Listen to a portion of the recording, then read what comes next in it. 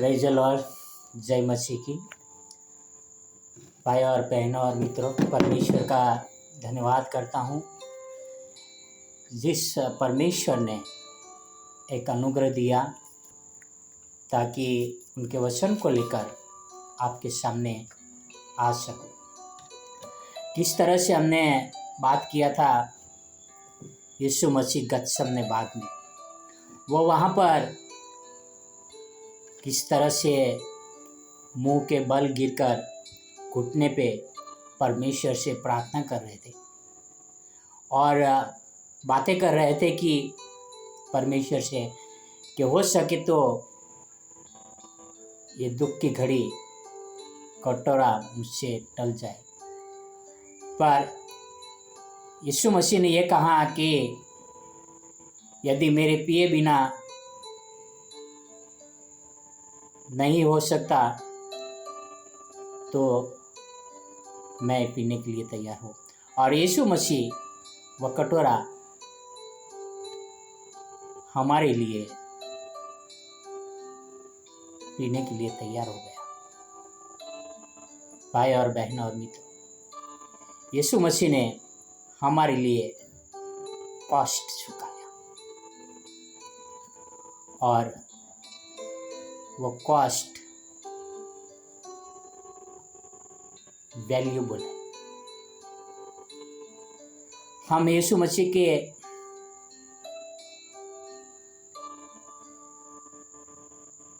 Cost के बारे में बात करने वाले हैं और यीशु मसीह के साथ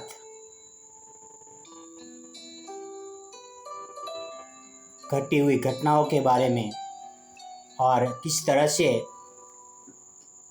यीशु मसीह को गिरफ्तार किया गया।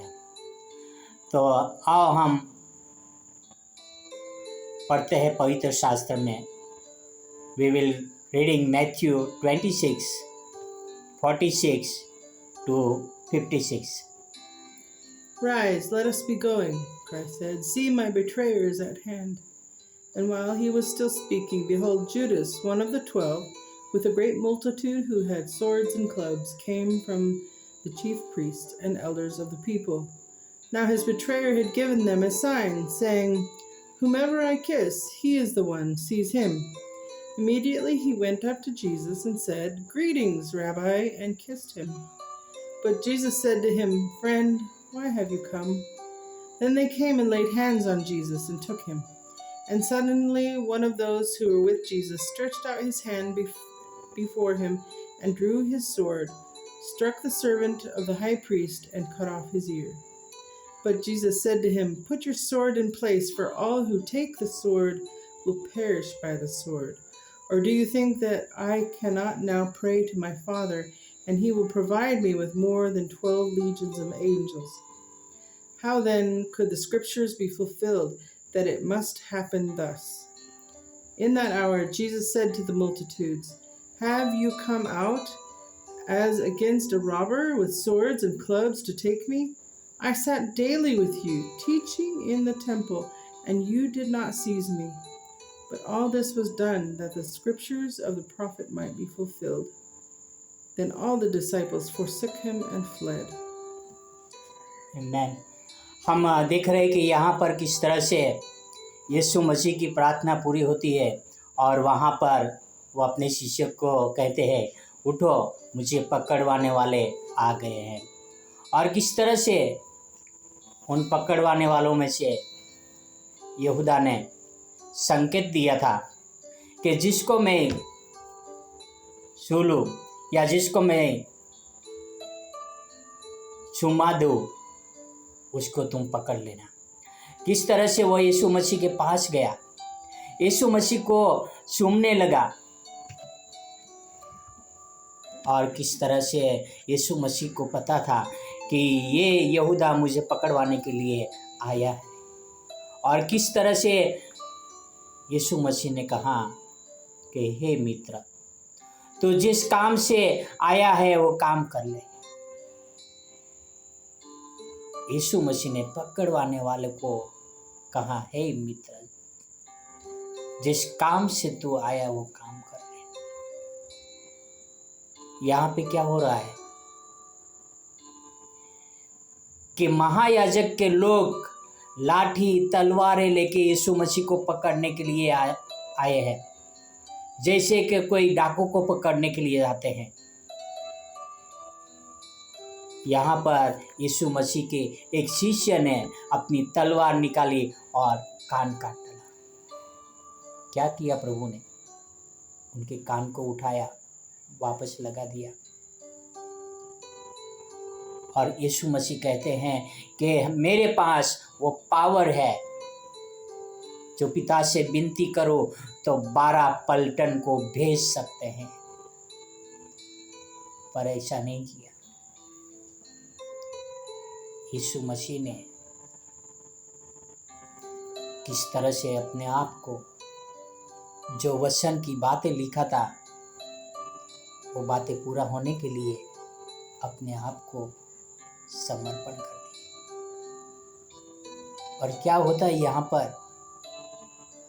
हमारे प्रभु यीशु मसीह के साथ खाना खाने वाले शिष्य, साथ में चमत्कार देखने वाले शिष्य हमारे प्रभु यीशु मसीह को छोड़कर भाग जाते हैं। भाई और बहनों और मित्रों, यीशु मसीह ने जिनके साथ समय बिताया था, जिन्होंने यह भी कहा था कि मुझे अपना प्राण भी देना पड़े तो भी मैं तैयार हूं,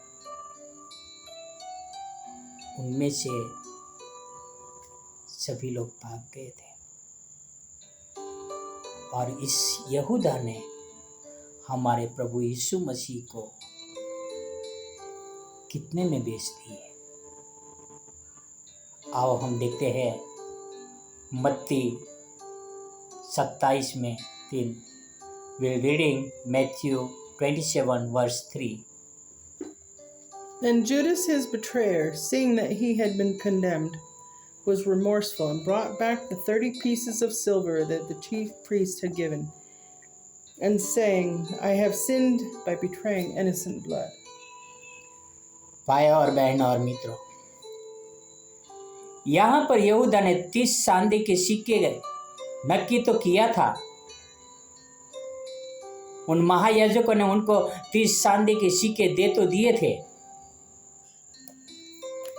पर उनको दिल में लगाया, ऐसा लगा कि मैंने निर्दोष को पकड़वाया। वो 30 चांदी के सिक्के लेकर महायाजक के पास गया और कहा कि मैंने निर्दोष को पकड़वाया है। तब उनको पता चला कि यीशु मसीह का कीमत 30 चांदी के सिक्के नहीं है।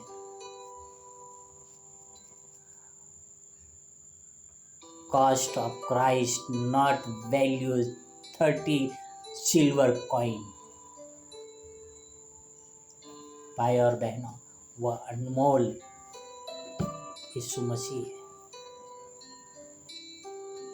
यीशु मसीह को वो बेच नहीं सका और वो जाके अपने आप को ख़त्म कर देता है, अपने आप को सुसाइड कर लेता है। भाई और बहन और मित्रों,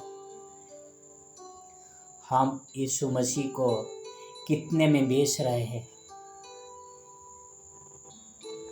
क्या हम यीशु मसीह है करके इनकार कर देते हैं? क्या हम यीशु मसीह के वचनों पर चलते हैं? आओ हम यीशु मसीह के कॉस्ट को समझें, जो हमारे लिए क्रूस पर झुकाया है। आओ हम उसके लिए प्रार्थना करें।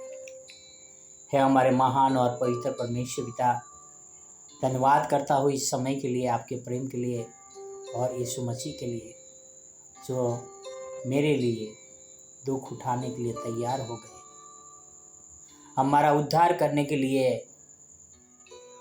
वो अपने आप को सरेंडर कर दिया, आपकी आज्ञा मानने के लिए तैयार हो गए। पिता हमारे साथ रहना, ताकि हम कभी यीशु मसीह का इनकार न करें, पर हम उनके पद चिन्हों पर चलने के लिए प्रयत्न कर सकें। पिता धन्यवाद यीशु मसीह के लिए, आपके प्रेम के लिए, आपके अनुग्रह के लिए। पिता ये सारी प्रार्थना मेरे उद्धारकर्ता, प्रभुओं का प्रभु, राजाओं का राजा यीशु मसीह के नाम से करता हूँ। आमीन, आमीन, आमीन। God bless you.